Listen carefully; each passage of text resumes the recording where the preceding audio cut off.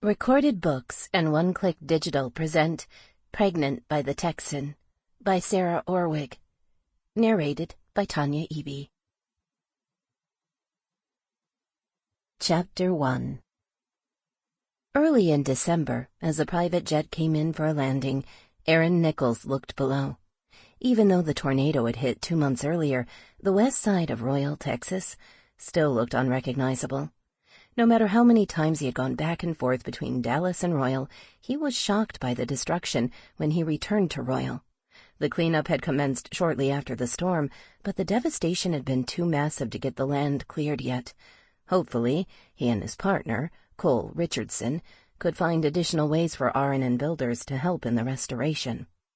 As he looked at the debris, the broken lumber, bits and pieces of wood and metal, a crumpled car with the front half torn away, he thought of the lives wrecked and changed forever.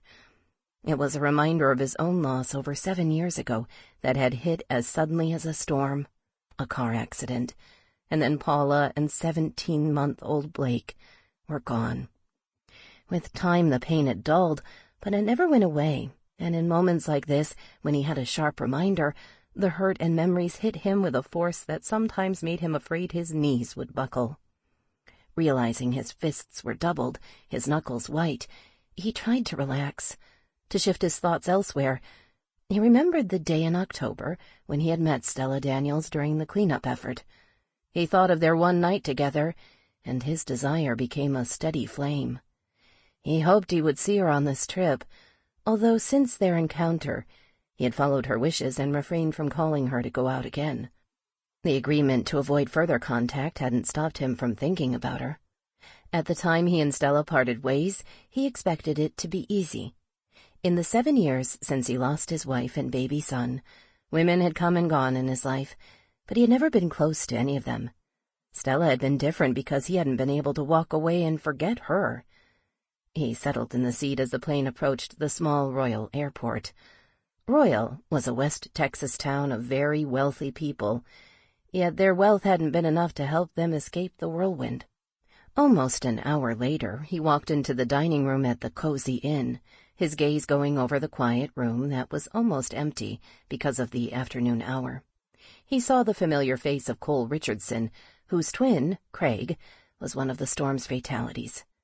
A woman was seated near Cole. Aaron's heart missed a beat when he saw the brown hair pulled back severely into a bun. He could remember taking down that knot of hair and watching it fall across her bare shoulders, transforming her looks. Stella Daniels was with Cole. Aaron almost whispered, "My lucky day," to himself.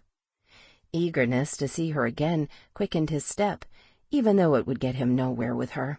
He suspected when she decided something, she stuck by her decision, and no one could sway her until she was ready to change. Her outfit, white cotton blouse buttoned to her throat and khaki slacks with practical loafers, was as severe and plain as her hairdo. She wore almost no makeup. Few men would look twice at her, and he wondered whether she really cared.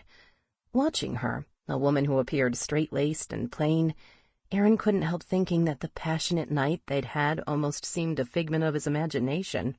As Aaron approached them, Cole stood, and Stella glanced over her shoulder. Her gaze met Aaron's, and her big blue eyes widened slightly, a look of surprise forming on her face, followed by a slight frown that was gone in a flash. He reached Cole and held out his hand. "Hi, Cole. Have a seat." "Aaron, good to see you," Cole said. Looking ready for construction work, he wore one of his T-shirts with the red, white, and blue Aaron and Builders logo printed across the front. "You know Stella Daniels?" Bright, luminous eyes gazed at him as he took her hand in his. Her hand was slender, warm, soft, instantly stirring memories of holding her in his arms. "Oh, yes," he answered. "Hi, Stella," he said, his voice changing slightly.